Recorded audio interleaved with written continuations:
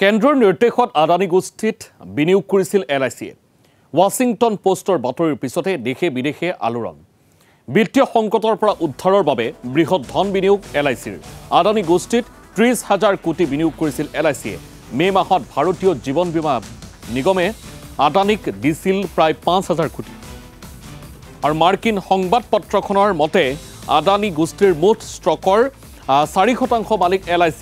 Reliance কোম্পানীটো LICৰ বিনিয়োগ 3.33 লাখ কোটি টকা।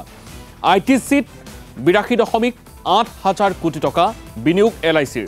HDFC বেংকত LICয়ে বিনিয়োগ কৰিছে 64,725 কোটি টকা। SBIতো 79,361 কোটি টকা বিনিয়োগ কৰিছে LICয়ে। কেন্দ্ৰীয় চৰকাৰৰ বিত্ত মন্ত্ৰালয়ৰ পৰামৰ্শ মতে আদানীক ধন দিছিল LICয়ে।